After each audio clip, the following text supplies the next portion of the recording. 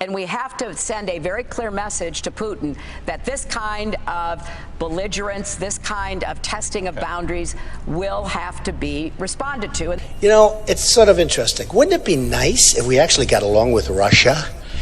Mr. Gorbachev, tear down this wall. We have before us the opportunity to forge for ourselves and for future generations a new world order. A world where the rule of law, not the law of the jungle, governs the conduct of nations.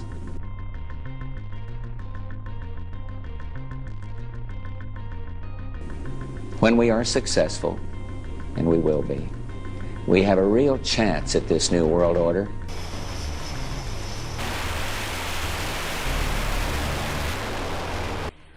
But it is important to recognize that military experts across the world know that a no-fly zone requires certain actions taken to protect the planes and the pilots, including bombing targets like the Libyan defense systems.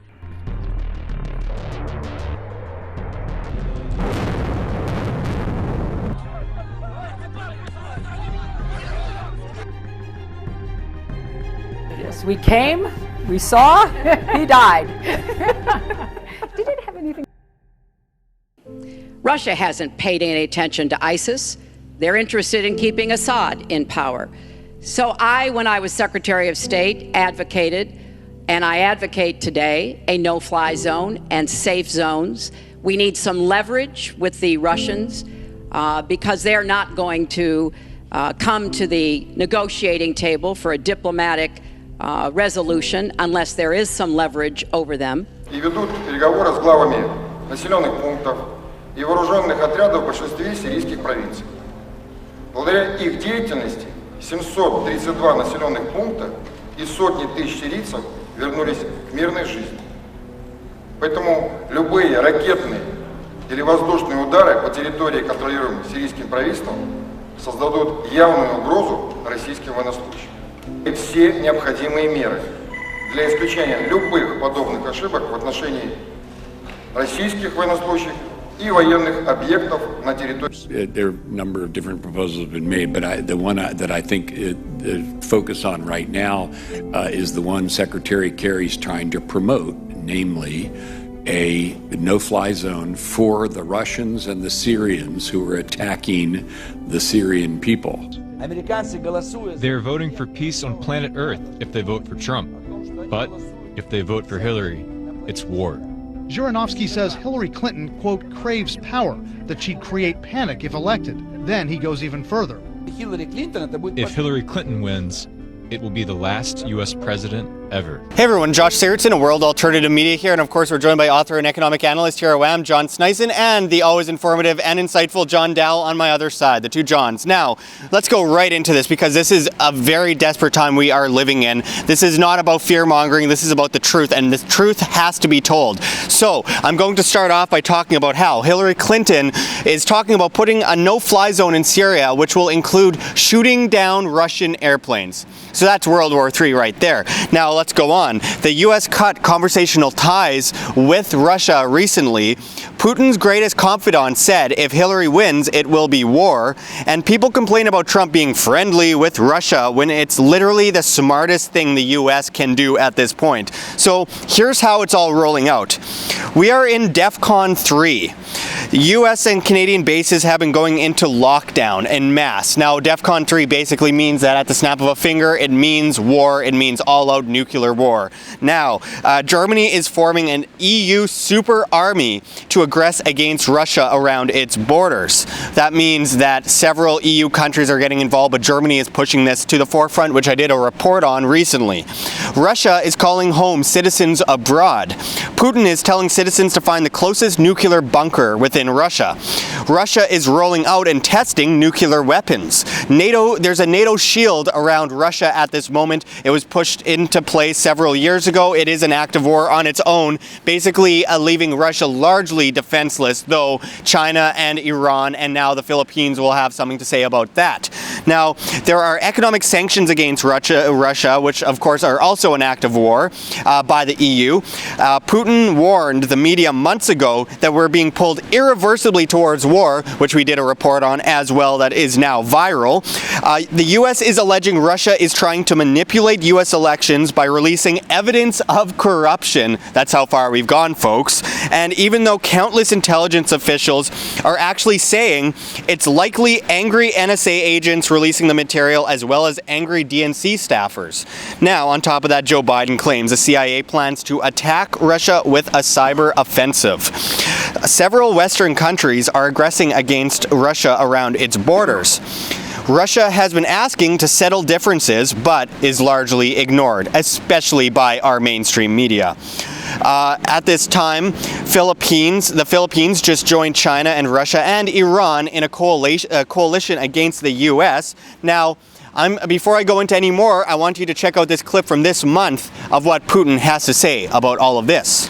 Ну, от наших американских друзей можно ждать все, что угодно. Я просто говорю о том, что проблем много. И в этих условиях очень многие прибегают к наработанной системе отвлечения внимания избирателя от своих собственных проблем.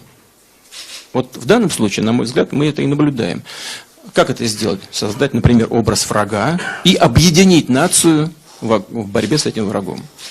Ну, вот образ врага в виде Ирана и иранской ядерной угрозы, он как бы не очень был большим и эффективным. В случае с Россией это поинтереснее. Но, вот, на мой взгляд, эта карта сейчас активно и разыгрывается. Но я уже говорил вот недавно на форуме ВТБ, плохо, что вот, исходя из внутриполитических текущих проблем, в жертву приносятся российско-американские отношения, потому что это разрушает международные отношения в целом. Но надеюсь, что когда пройдут эти дебаты, это сложный период внутриполитической жизни в самих Штатах, надеюсь, что будут шансы восстановить отношения между Россией и США. Ну, я уже сказал вначале, всего можно ожидать, поскольку следят глобально за всеми, то информацией какой-то обладают, ну, и это дает возможность компиляции. Можно ведь полуправду подавать, можно начетверить правду, можно немножко правды разбавить, а дальше использовать эту информацию для введения в заблуждение общественного мнения в той или другой стране. Россия не исключение, мы всегда являемся целью этих атак, мы и так это знаем. В том числе наших американских партнеров и друзей, мы не собираемся влиять на ход избирательной кампании в США, и ответ очень простой. Мы не знаем, что будет после выборов президента в США. Вот госпожа Клинтон избрала такую агрессивную риторику и агрессивную позицию в отношении нашей страны, в отношении России. А господин Трамп, он напротив, он призывает к сотрудничеству, во всяком случае в деле борьбы с терроризмом. Ну, конечно, мы приветствуем всех тех, кто хочет с нами работать вместе. И считаем ошибочным положение о том, что нам нужно ссориться постоянно с кем-то и таким образом создавать угрозы для себя самих и для всего мира. И вот свои угрозы, и будет реализована риторика жесткая в отношении России со стороны госпожи Клинтон, если она станет президентом. Может, она тоже скорректирует свою позицию. Это все нам пока неведомо. Но, повторю еще раз, приносить в жертву российско-американские отношения в ходе внутриполитических событий в США, считаю вредным, контрпродуктивным, не смешно уже даже. Но если кто-то хочет конфронтации, ну, это не наш выбор, но, значит, проблемы будут какие-то. Нам бы этого не хотелось. Нам бы хотелось, наоборот, искать точки соприкосновения и вместе решать проблемы глобального характера, перед которыми стоят и Россия, и Соединенные Штаты, да и весь мир. Now, this also leaks into the situation in the Ukraine. The Russian Navy announced war games in the Black Sea. Putin claims Ukraine is trying to provoke war. Putin pledged to take countermeasures against the Ukraine, which he accused of sending saboteurs into Crimea to carry out terrorist attacks. So he's claiming that the Ukraine is pushing false flag attacks. Now, who supports the Ukraine? Well, here we go again. We have George Soros' Open Society Foundation funding Nazis in the Ukraine, and we've got the US and Canada, which is basically puppeting Ukraine at this moment. So I wanted to mention something that plays Canada into this whole situation, which is that Operation Unifier has Canadian troops assisting Ukraine military at their request, intimidating Russia. 200 CAF soldiers until March 31st, 2017. And they're training soldiers fighting separatists. So basically, the US and Canada and the EU are pushing an absolutely instrumental drive towards war with Russia. We've got a lot of geese flying over us here today because looks like they're trying to take off and go south as well, because it's about time we all head to the southern hemisphere, because this is going down. Some goose war games.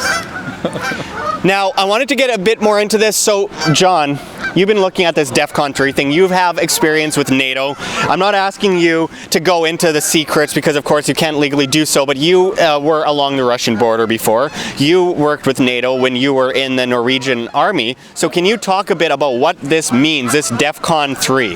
Well, first of all, I'll actually mention, like, the DEFCON system is actually an organization that works outside of the government's realm. So they actually just do analysis of what governments, what military and so on does. And I'm going to read to you here. The DEFCON warning system is an analytical reporting organization which focuses on nuclear threats against the United States and offers an alert code to the public based on current events. It is not affiliated with any government agency and does not represent the alert status of any military branch. The public should make their own evaluations and not rely on DEFCON warning system for any strategic planning. At all times, citizens are urged to learn what steps it can take in event of a nuclear attack. And what, like when DEFCON 3 was updated, was actually on at 8 p.m. Thursday, 13th of October this year. And it's just because of the whole issue with NATO and Russia stopping talks, and there's a lot of things that are intensifying right now, and they say it's it's getting close to what it was like during the Cold War era. Like it's at a point where there's so much animosity between each other, and it just seems to be like a push towards this infringing on Russia and trying to poke the Russian bear. Like I read on, of course, on NATO's web pages that we are not trying to do anything at all to provoke Russia. Meanwhile, they actually are in talks with Ukraine and Georgia, which is right on the Russian border. And they, of course, said that they got very little borders with Russia in themselves. But the thing is, like, they're trying to get into Ukraine, set up Ukraine as a NATO state, of course, and then Georgia, which is former allies with Russia. And the thing is, like, you have this part where they actually went to the point of actually having a coup in Ukraine to implement, so they could actually go forward and then work with them to become a part of NATO. Now, I actually went because the NATO, like when you look at the NATO map, it doesn't really tell you too much.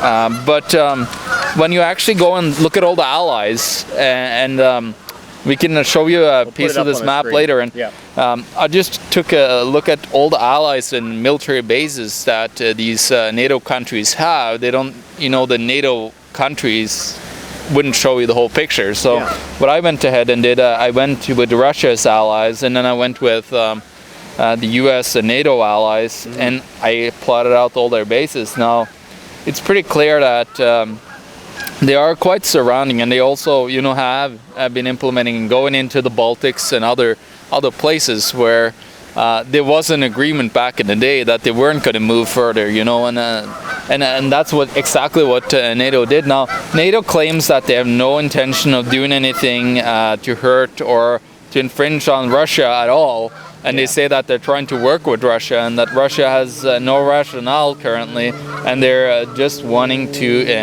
instigate something in Ukraine. Now, the reason why Russia went into Ukraine and they went into Crimea and annexed Crimea is because they wanted the pipelines. Because Ukraine has made a ton load of money on those pipelines, of the transmitting fees, of like sending gas into Europe. And then of course you have Syria currently, where we have a massive amount, like we're talking about a no-fly zone, but of course all the different parts of militaries that are in there currently. The thing with Syria is, from my point of view, it's landlocked in Saudi Arabia to get in, which is an ally with the United States, to get in and compete with Russia in Europe. And of course Russia doesn't want to have too much competition either, so they're that's why they're in and allied with Syria as well on that side. So there's like a whole bunch of puzzle pieces that you have to really look at the big grand picture in order to get the whole thing. Now, well, absolutely. Well, I think something that's instrumental in all this, let's be clear here. We're talking about a potential military draft. We're talking about World War III right on our doorstep. This isn't fooling around. This isn't fear-mongering. This is terrifying. And it should be terrifying. People say it's fear-mongering. Well, good. You should be scared. The fact that people are just sitting around, twiddling their thumbs, that they don't give a shit that we are actually heading into World War III as we speak, is a great testament to the Twilight Zone reality that we are currently living in. And what we're dealing with right now with Hillary Clinton claiming, Trump is, friendly with Putin. Well, how is that a bad thing? Okay, I know, presidents are selected, not elected, and that's becoming more clear than ever with this election. But the fact is, if you want to be friendly with a superpower, isn't that better than being aggressive against them and causing an all-out war, causing millions to die, if not billions to die? Because this is nuclear war. And the fact is, what we saw in Libya with the no-fly zone, which desecrated Libya, which was once a metropolis, may have been run by a dictator, but it was a metropolis. Now it's devastated like Iraq. Look what they're going to do in Syria. Shoot down Russian airplanes. Now, I want to go into this with you, John. Can you talk a bit about what we're dealing with the no-fly zone? Sure. I wanted to read an interesting quote that I've got here that many of you probably came across yourselves, but which was totally ignored by mainstream media.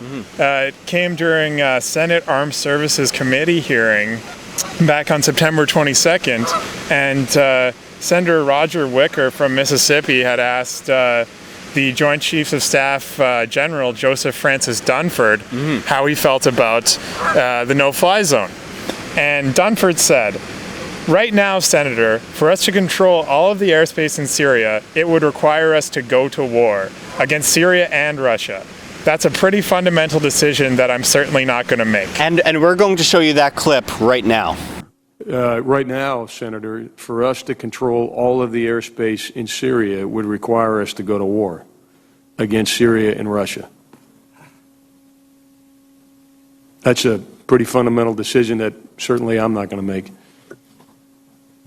So on September 22nd, we have General Joseph Dunford coming out and saying, if we have a no-fly zone, we're going to have a hot war with Russia. And no one cares, and CBC doesn't think it's important to report about, CNN doesn't think it's important to report about, HuffPost doesn't think it's important to report about. None of these people think that we deserve to know about this. Well, it's important. They know that it's important to report on. That's exactly why they're not reporting on it. I mean, obviously I was being facetious there. Sure. It's being covered up. And it's so scary to me that we're living in a time where we could be on the brink of a world war, and our media doesn't think we deserve to know about it. They're more concerned with Colin Kaepernick sitting down. And Kim Kardashian getting robbed, people saying politically incorrect things. Trump said something mean. A 100-year-old baseball team name, which, all of these things are real stories, but let's talk about World War III. Yeah, when you're walking into a fire, like, look, this is my belief in this whole issue is that I'm a voluntarist, I'm an ANCAP, I don't believe in voting, but it comes down to the fact where do we want to be ideologically correct and killed, or do we want to step out of the way of that moving bus? I said it before in a previous report. If you're sitting in your living room on the couch and your house goes on fire, you don't say, well, I don't believe in fire, I don't agree with fire, so it's not happening. No, you'll die. You have to stand up and do something about it and survive. This is the whole basis of humanity, is survival. And when we're not doing it, it shows that the collapse of civilization is happening right before our eyes. Well, the thing is, like, NATO is saying that we're not aggressing or doing anything against Russia. Yeah, that's totally fine. NATO, the big organization NATO, is not doing anything. But the countries within NATO is definitely doing something. Like Norway just recently increased their budget to the highest ever since the Cold War. And they actually implemented right at the garrison in Stavanger, where I used to be stationed. They actually implemented their missile air shield currently. And like, you're implementing a missile air shield expecting nothing to happen. No, it's all like for peacetime and prosperity.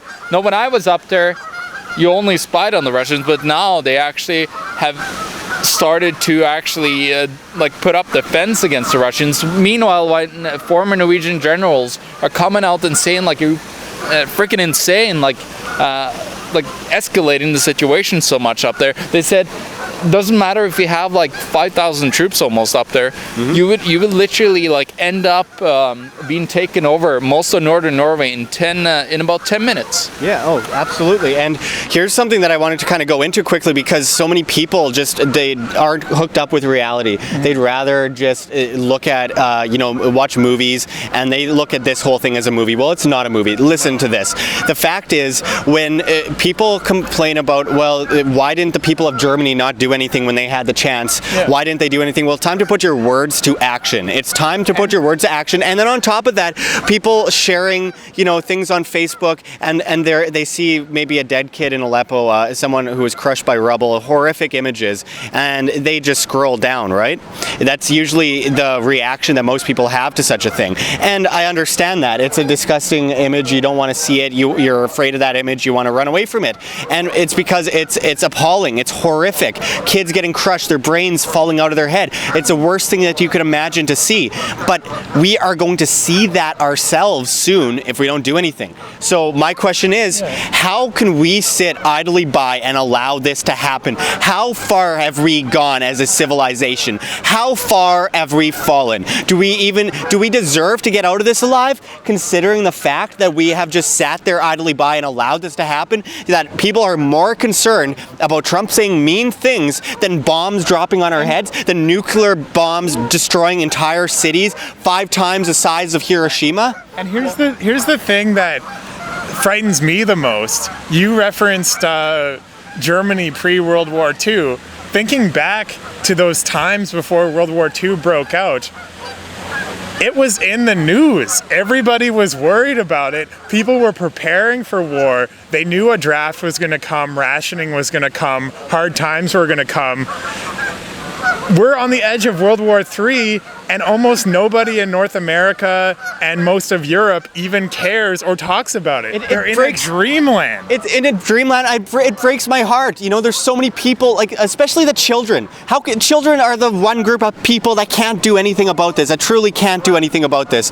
And they are the ones that are going to feel the worst force of this. We're talking not only drafted, but killed, desecrated, just destroyed. This isn't funny. This isn't some movie. This is reality. This is happening. There's no getting out of this unless you stand up. There's absolutely no getting out of this unless you make sure that you get rid of all forms of aggression against Russia. Because look, I don't think Putin's a good guy. I think he's an authoritarian. But compared to the world stage, he's the only adult on the block. Absolutely. He's the one that's been anti-war, but yet the anti-war left says, ooh, evil Putin, and he's an evil dictator and all that kind of stuff. And oh, well, Trump said mean things and he likes Putin, kind of. even though there's no evidence of that.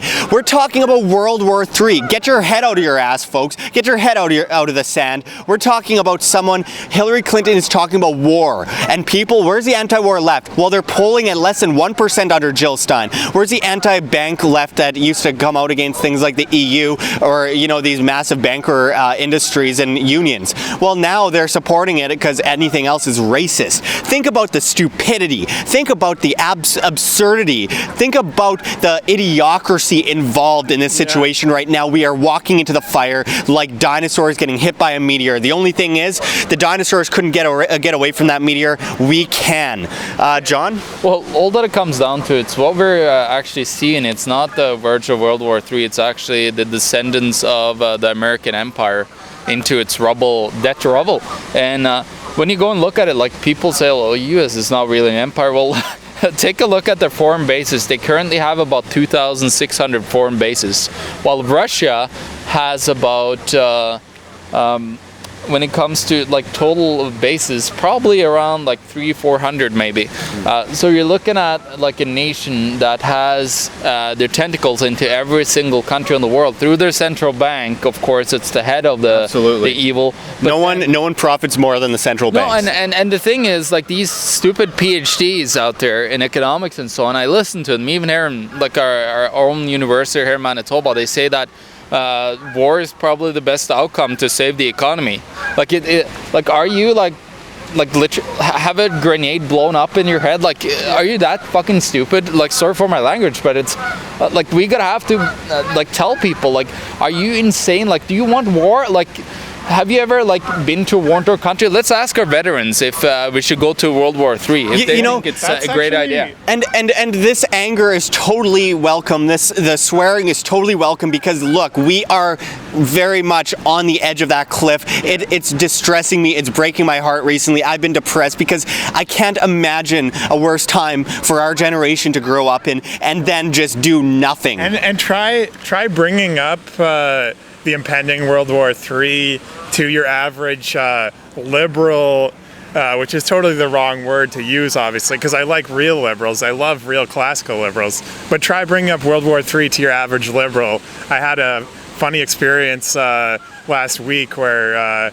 I talked a little bit about how I think we're close to World War III to a coworker of mine who is a very trendy sort of liberal who gets all his news from the CBC. And state-run propaganda here in Canada. Just even mentioning World War III seemed to trigger him, and his whole response to the topic of World War III being brought up was, Trump loves Putin, so I just sort of sat there dumbfounded. I didn't say anything about Trump. I'm talking about the fact that we're near a world war where we're all gonna die if World War III breaks out. But people don't even care about that. They've just been trained to deflect anything to do with Russia mentally to Trump. We've seen this programmed into people a lot through the Hillary Clinton campaign and also through MSM, where anytime Putin's brought up, Trump is brought up. And even though the two actually aren't close friends or anything, everyone just thinks they are now. Yeah, it's indoctrination. The insanity to which this tactic of deflection and distraction on all issues regarding Russia has worked is, it's ridiculous to just see how well it's worked on people, to where Hillary can have so many incredible things that she's done that are so criminal being revealed in the Project Veritas and WikiLeaks stuff. Yeah, where she's paying mentally ill people to beat up people at Trump rallies and start riots. She's paying people to assault women. She's openly emailing Debbie Wasserman Schultz when she was the chairwoman of the DNC and saying, oh yeah, let's plan out rigging the election together. And then every time these things are brought up, Hillary just says, but it was leaked by Russia and Vladimir Putin. Yeah, and her supporters all go, ooh, Russia, ooh, Russia. And they forget all about the fact that Hillary is admitting that all this stuff that's come out about her is true. Yeah. She's not denying it, but all she has to do is say another word, Trump, Putin, friends with each other. She just has to bring that idea Even though up. Hillary Clinton's the one that did a $154 million deal with Russia a few years ago. And any possibility of considering anything Hillary's been up to goes away in her followers' minds, and they just go, ooh, Trump like Putin, Trump bad, Trump say bad things. The fact is, people are going by emotion instead of logic. These are facts. This isn't fear-mongering. These are facts. We're faced with it. And the question is, what are you going to do about it? Because if you're going to stand idly by right now, even if you go out and speak, just speak about it. Talk about it with other people. Get the message out there. Because if you do nothing, I'm sorry, but what use are you? You're absolutely useless as a human being. You have to stand up. You have to do something, or else you will fall, your family will fall. And who is to blame? The vast populace. Billions of people that aren't willing to stand up for the small few that are pushing this. Well, it's make love not war. Let's bring that back again. You know, even though like it's I didn't like the whole movement like back in the day, like completely how it was portrayed and everything, but we need to stop like any kind of warmongering. Why do we want to fight with each other and kill each other? Like, haven't we like over this years of evolution as humans understood that like war and aggression is destroying humanity? Like, it's done it so many times, but then of course you have the greed on the other side completely taking over and sucking up the political system. They're sucking up everything else around it.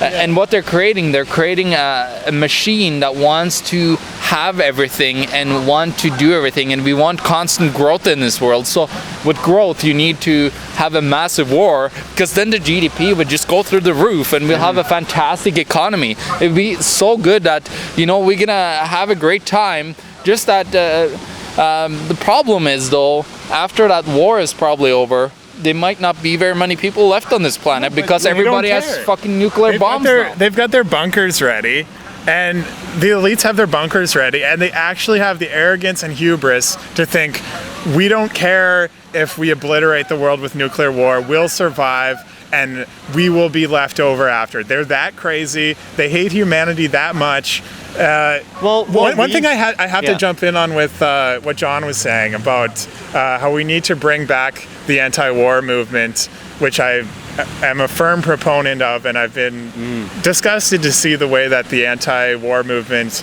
really died off after Bush left office, and suddenly the anti-war left didn't care about bunch of posers. All the war crimes didn't matter anymore when Obama was doing them. But just think about how crazy the idea of human civilization being destroyed over a war between Russia and the West is, when what quarrel do we actually have with Russia? Yeah. I mean, what have they actually done to us? Nothing. I personally love Russians that I talk to and meet, and I think most people in the West, even if they're the ones who have been suckered into thinking Putin is the absolute devil, they don't have anything against average Russians. We have no quarrel with Russia. It's insane that we're even talking about going to war with Russia. And let's be clear here. No matter who wins this war, we the people and the people of Russia lose. Yeah. Do you want to be forced into a draft where you have to kill innocent Russians? I don't think so. And they don't want the same. The people don't want this, but the establishment is pushing it. The globalists are pushing it, and it's been in the works for a long time because they armed and funded and trained terrorists in the Middle East, destroying and destabilizing countries. Russia goes in there, and now they're planning to shoot down Russian airplanes. They're trying to stop the U.S. from continuing this push, while Russia stayed out of war in the Middle East for all these years and pledged peace and asked for peace. And in Syria in 2013, they were saying, don't do it. Don't go to war with Assad. Don't arm these rebels. And then they did anyways. The U.S. did, the EU did, and the establishment did. And look what happened. This is an agenda playing out, and we want nothing to do with it. I do not consent. I want nothing to do with the death of millions, if not billions of people. This is absolutely insanity, all while we're defunded, we're enslaved in debt, and we're pushed into absolute servitude. And why is it that the world elites are wanting war with Russia? Why is it that all the international bankers who pull the strings behind people like Hillary Clinton, the bankers that were kicked out of Russia, war with Russia? Exactly. Just as you just said, it's because Russia, though their state is far from perfect, they are authoritarian, they've done some very bad things in Chechnya and Georgia and places like that. But they've been resistant to the global order. And, there's two sides to that stuff, of course, where the U.S. was funding other groups in those places where Russia was coming in. But the reason they want to go to war with Russia is all just because Russia is the one place that they don't control. Like, Russia kicked out the Rothschilds. They won't allow Monsanto in their country. They've banned GMO. They're resisting all the things that the globalist elite want to push on everybody. That is why we have to have a war with them. It has nothing to do with anything else, and it's so obvious to all of us. I'm sure most of you viewers watching that that's what's going on here, and yet we have to sit here and just explain it and watch this ridiculous narrative in the media that Putin is some kind of exceptionally bad dictator because he's fighting these Nazis trained by and funded by George Soros in the Ukraine. And when all the worst dictators in the world are who Hillary gets her money from, and the Clinton slush fund, foundation. Like dictators that throw gays off buildings and murder women just for being women or driving cars. It's the US-Saudi partnership, where you have the Saudis are one of the most horrible places in the world, like when it comes to human rights, especially women's rights. And then, of course, she wants all her money from them. Well, it was the same with Gaddafi. I mean, they didn't talk about all the horrible things he did when he did it. They didn't go to war with him then, but when he resisted the US dollar, that's when they go to war. When he resisted fiat money, that's when they went to war. And that's exactly how it plays out every single time. Yeah, and it's all this run towards this massive ultimate global government. That's all what's going to happen. It's a government cycle. Like, it happens every single time. It's just that we never really had a global government on the scale, because now we have all the communication, so it's so much easier to have that global government than we didn't have in the first place. So they're gonna do whatever it takes, I believe, to push this agenda, and we gotta stop them. We gotta go out there into the streets and actually, let's protest and let's call them out for idiots they are, wanting to go to war. We have no choice but to stand up at this point. Here's the hope in this, as John just said. It's global government that we're really talking about when we talk about World War III, because Russia and the nationalist movements that Trump and Farage represent, the populism that's coming back, the people that are resisting globalism at the grassroots level, those are the things that are standing between the globalists having full control. So this is the hope and the positive side of this, although it's hard to see right now because it's such a dark time, and I know most of us are quite afraid about this, including myself. Myself too. The thing is here, they are overplaying their hand hugely if this agenda doesn't work out for them. So this is their big push. World War III is their big chance to finally have world domination the way they want. But if we can stop it, they are going to fall flat on their face, and people like Hillary really are going to be locked up. Yeah, it's kind of like think about this. This is an old Orwell quote that if you want to see an image of the future, imagine a human boot stamping on a human face forever. And I mean, it's true. But on top of that, there's the other metaphor where you step off that platform that's on the edge of the cliff, and those two people are on that platform. Once you step off, they fall, and you have to take part in bringing down these horrible globalists. I got one last thing I really want to say. This is a call out to every single human being that are good out there, and I know there's billions of us actually. It's time to think in your heart, and say to other human beings, Russians, wherever they are in the world, and saying let's get together, let's stop these corrupt elitist politicians from destroying our lives, because that's what they want. They don't care about us at all, and it's time to really stop them and just come together as a team. And really, I don't believe in collectivism, but I think we have to collectively come out there and really speak up against this corrupt elitism and global geopolitical and government cycle that's we're hitting peak government now, and they want to take peak government to another level of global government. Stop that right now by talking together. Let's, all of the people that watch this, please share with everybody. Tell people in Syria, wherever they are in the world, this is what we have to come together. Let's stand up against our corrupt government and corrupt politicians, and let's stop them dead in their tracks. And I'm going to be blunt one last time here. If you don't do anything, if you stand idly by, if your apathy gets the best of you and it begets slavery, as it always does, then I hate to say it, but your life is pointless. You were born for nothing. This is what we were born for, to fight for our ability as free human beings. what else do we have in life other than the ability to be free human beings? Without that, we have nothing. And if you want to turn down the instrumental fact of humanity itself, if you want to see us plundered and fall, then do nothing. Fine. But you are nothing but a cockroach. You're nothing because you have done nothing for yourself. You've done nothing for others. You've sat idly by as a meteor hit. And that is one of the most disgraceful, sickening things I could ever imagine. Thank you very much, guys. I had to leave it on that note because the fact is, it's getting dark out here. It's getting dark out here, and the truth of the matter is the whole world is getting very dark, and it's time that we stand up and bring some light to it. And if you share this video, I very much thank you. But on top of that, please get out, do whatever you can in your community, stand up. We don't have much time. This isn't about fear mongering. This is about the truth. And if you try to give yourself, put a veil over the truth, if you try to ignore the truth, then who's the first to fall? You. Any honor you might have, any future for your children, any future for anyone else's children. This is the end or it's the beginning. It's up to you to decide. Thank you, guys. This is Josh Sigurdson signing out with John Doull, John Sneisen from World Alternative Media. Find the truth, be the change.